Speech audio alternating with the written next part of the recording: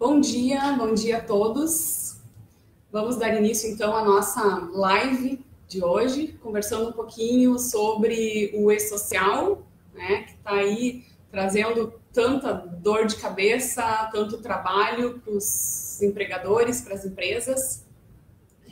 Meu nome é Tatiane Correia, eu sou advogada, sou gerente da assessoria tributária aqui da Federação do Comércio do Rio Grande do Sul. E o objetivo da gente fazer essa conversa hoje, esse vídeo, é a gente falar um pouquinho e alertar. O nosso objetivo principal é alertar, trazer esse alerta para as empresas, para os empresários, da importância, gente, da importância e da necessidade da adaptação ao e-social. Tá bem? A ideia é a gente trazer informações gerais de calendário, de programação. Nós tivemos aí recentemente uma nova prorrogação, né? O e-social tem tido muitas inconsistências, muitos problemas nessa fase de adaptação. Então, a nossa ideia é essa, é trazer esses alertas, tá, acerca da importância das empresas se anteciparem e, na medida do possível, o quanto antes conseguirem fazer essa adaptação para essa nova plataforma. Tá? Então, a gente começa falando um pouquinho da conceituação. O que é o e-social? Né? Na verdade, o e-social não trouxe regras novas de legislação trabalhista, de legislação previdenciária e fiscal. Não. Na verdade, é uma plataforma nova para envio das informações.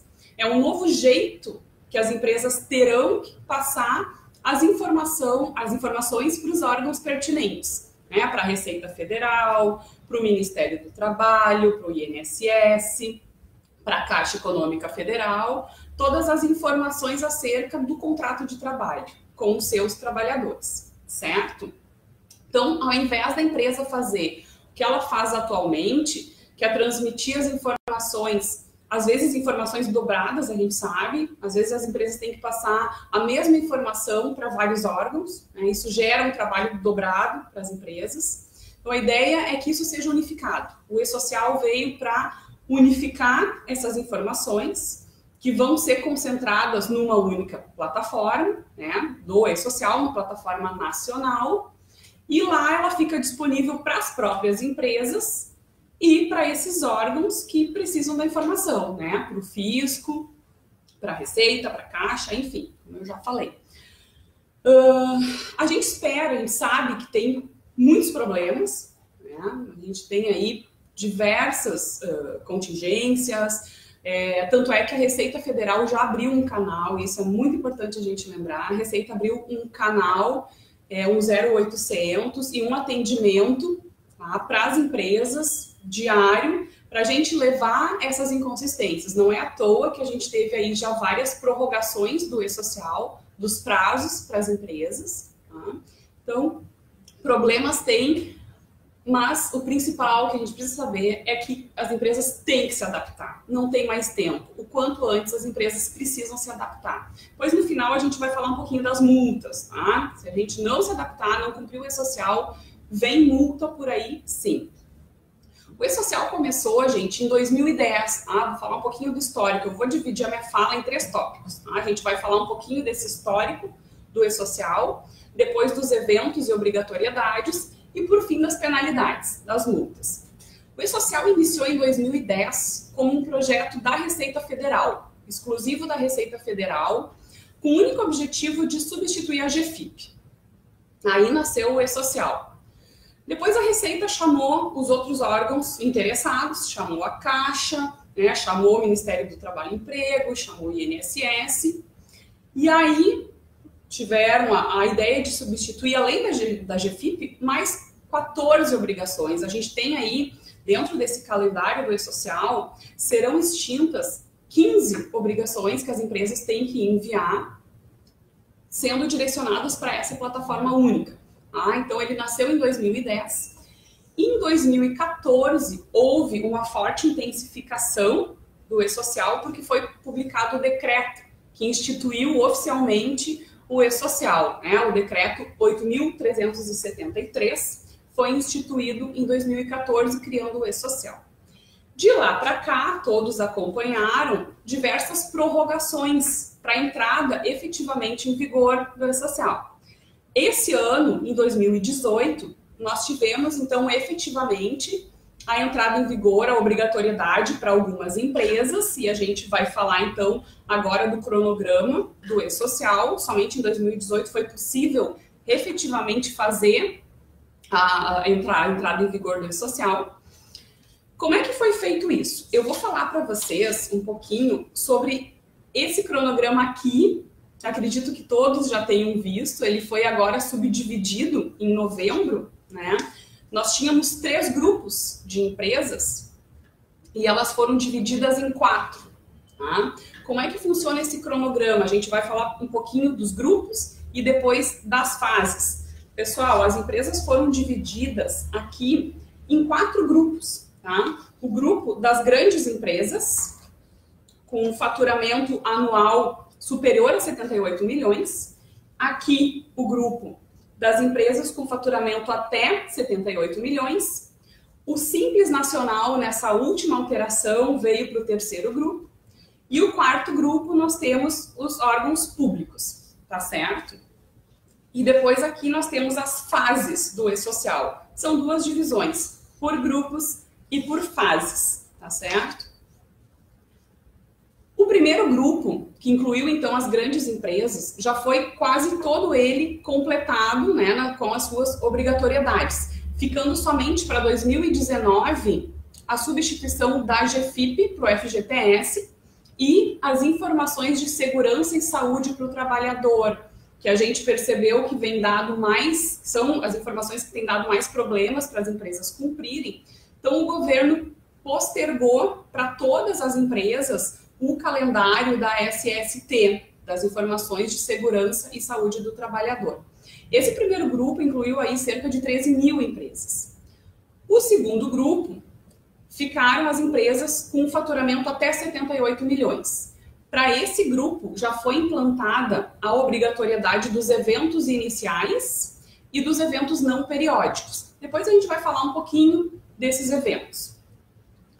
O terceiro grupo ficou o Simples Nacional. Tá? Além do Simples, pessoa física, produtor rural, pessoa física, e as entidades sem fins lucrativos, tá certo? Então, essas pessoas e o Simples Nacional ganharam um pouquinho mais de fôlego. Tá? A obrigatoriedade passou para a partir de janeiro de 2019, e aqui eu já deixo um novo alerta. Gente, janeiro de 2019 está aí. Então, as empresas têm que se adiantar e têm que fazer a sua entrada, o seu ingresso no E-Social, tá certo? Lembrando que as informações de SST para as empresas do Simples, de segurança, saúde do trabalhador, ficaram para julho de 2020, tá ok? Por fim, o 4º grupo, que inclui os entes públicos e as organizações internacionais, tiveram a obrigatoriedade somente a partir de janeiro de 2020. Ok? Agora a gente vai falar um pouquinho das fases de implantação. A primeira fase, que é essa aqui, inclui os eventos iniciais. O que são os eventos iniciais? Nada mais são do que única e exclusivamente as informações da empresa. O cadastramento inicial do E-Social contém todas as informações necessárias pertinentes à empresa. Tá? A sua estrutura, o seu cadastro, o seu endereço, o seu regime tributário, todas as informações da empresa são incluídas nos eventos iniciais e nas tabelas. Depois a gente vai falar um pouquinho deles.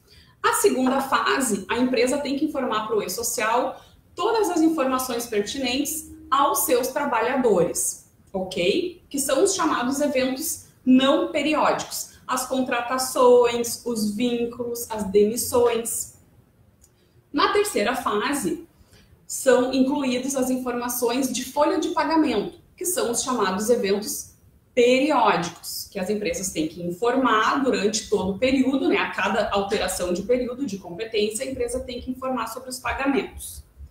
Por fim, a quarta fase, a última fase aqui do E-Social, é que vai se dar efetivamente a substituição da GFIP pela DCT Web, que vai ser a nova forma de transmissão dessas informações, com base, né, nas informações do E-Social.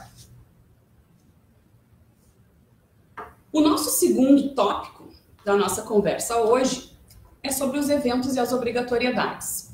Gente, o que é um evento? A gente tanto escuta falar no E-Social. O evento nada mais é do que um fato que ocorre entre a empresa e o empregador e que deve ser registrado no E-Social, tá certo?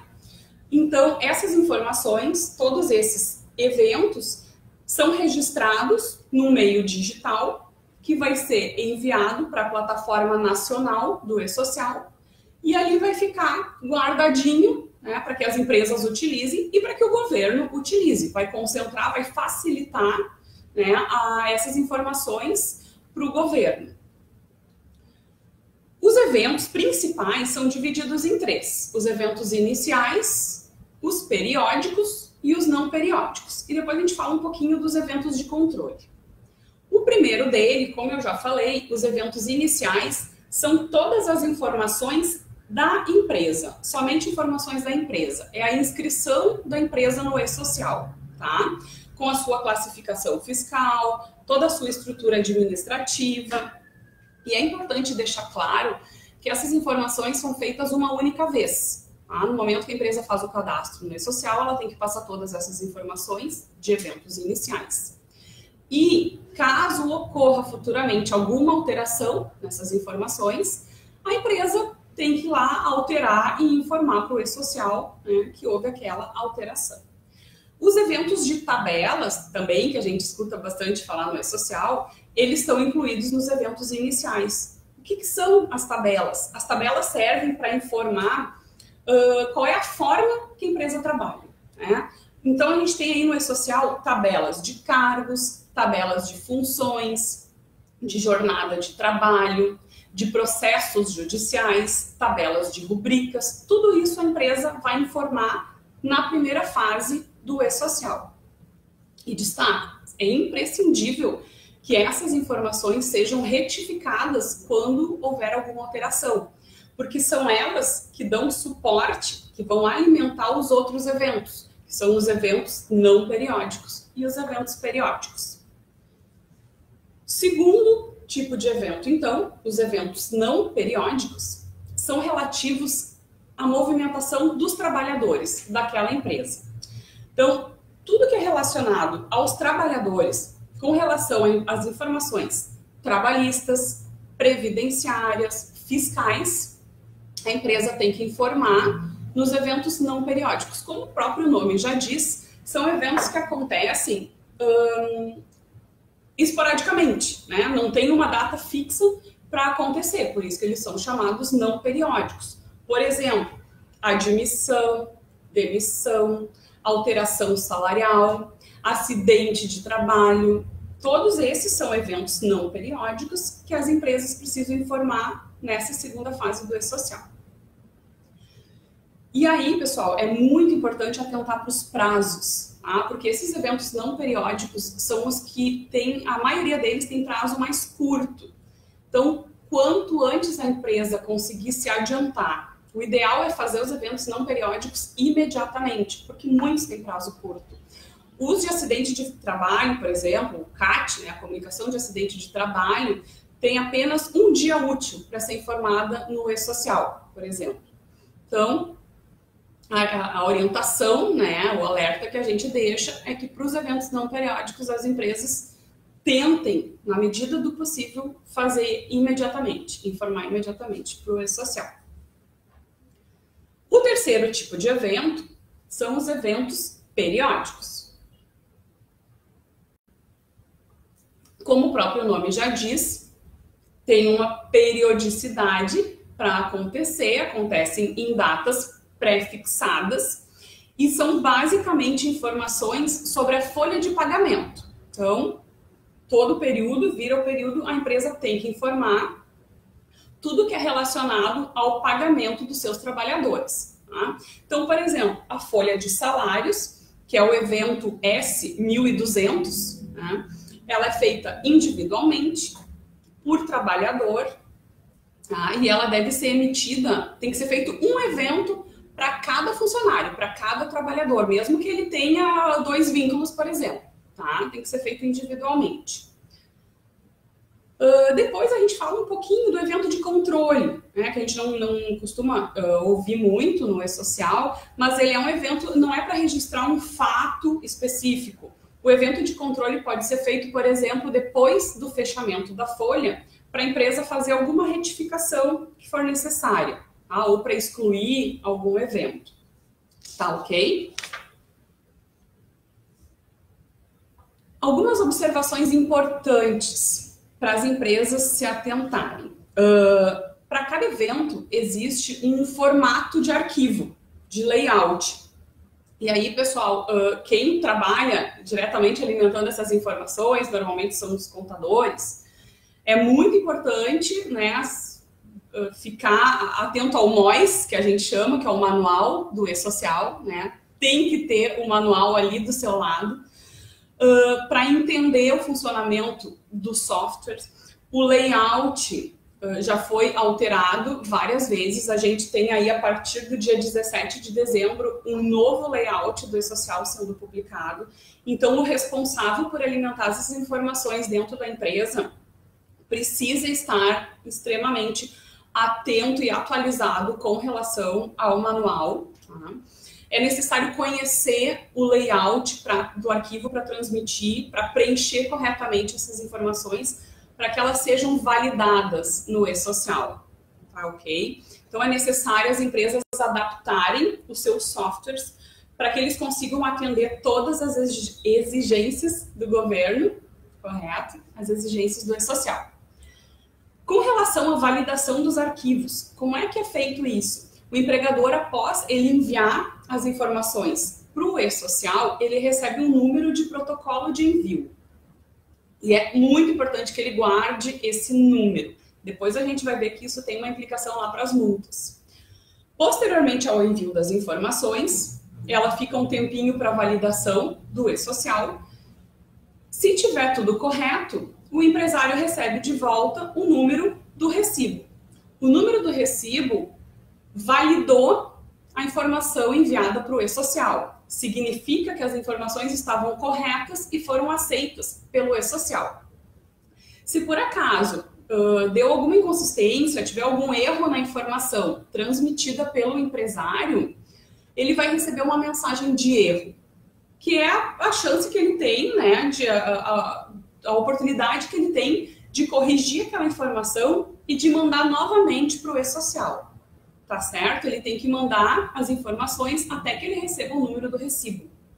Tá correto? Primeiro ele recebe o número do protocolo e depois, estando corretas as informações validadas pelo E-Social, ele recebe o número do recibo.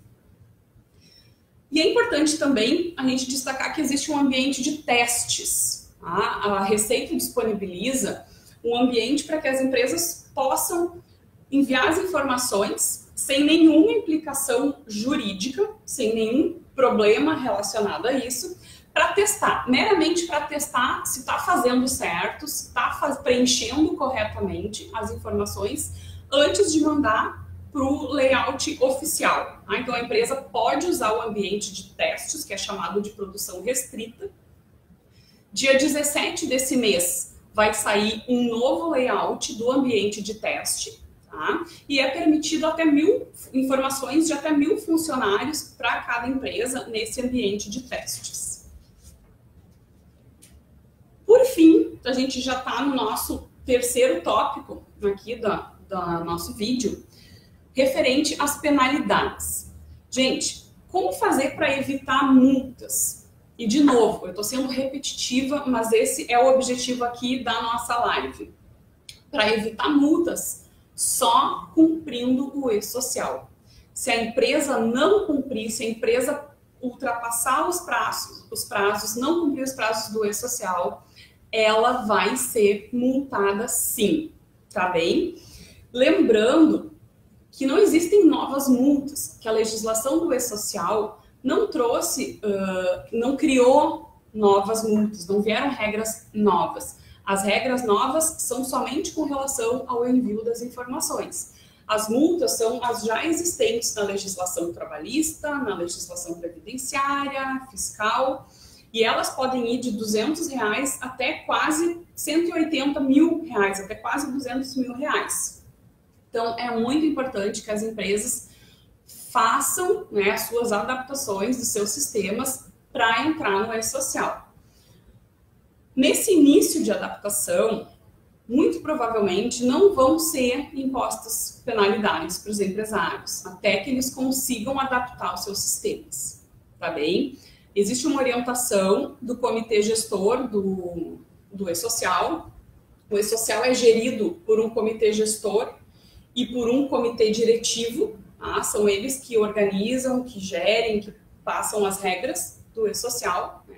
Dentro desses comitês existem vários grupos de trabalho, né? Os principais deles são o grupo de trabalho das empresas piloto e o grupo de trabalho das entidades confederativas, né? Que passam os principais problemas, que passam as contingências, enfim, que dão todo o suporte para a adaptação das regras do E-Social. E esse comitê gestor instruiu os órgãos fiscalizadores do E-Social para que, nesse início de adaptação, eles não imponham multas para as empresas, em caso de descumprimento dos prazos do E-Social. Porém, só não vai ser imposta multa se o empresário comprovar que ele tentou enviar a informação. De que forma? Com aquele número do protocolo de envio. Só assim o empresário vai poder comprovar a sua boa-fé de que tentou enviar, mas que não conseguiu enviar por algum problema técnico, por alguma contingência ali do sistema, tá certo? Ele precisa guardar o número do protocolo da sua tentativa de envio, para garantir que não seja multado. Se ele simplesmente não cumprir o prazo e não tentar enviar nada, ele corre sim o risco de ser multado, tá certo? Gente, o recado final que fica, então, é esse, tá? É de que a gente sabe que é difícil, né? Tá dando uma complicação, vai gerar custos para algumas empresas, principalmente para as menores, porque a gente precisa ter alguém ali que entenda disso, que entenda do layout, que entenda da legislação para mandar tudo direitinho. As empresas têm que se adaptar. Como eu já falei, não é à toa que nós já tivemos várias prorrogações. A última prorrogação ocorreu em novembro, agora. Não se sabe se terá outra prorrogação, provavelmente não terá. As empresas têm que trabalhar com esse calendário aqui, tá certo? Para o Simples Nacional, então, a partir de janeiro, agora, de 2019. A Receita Federal abriu um canal, tá, por telefone ou por atendimento direto na Receita. FEComércio também está disponível para receber consultas, receber dúvidas. No nosso site a gente tem um material atualizado com informações, com orientações. Disponibilizamos esse material, é só entrar no nosso site. E, finalizando, então, eu agradeço a atenção de vocês. Estamos aqui disponíveis, entrem em contato conosco. Muito obrigada e uma ótima tarde a todos.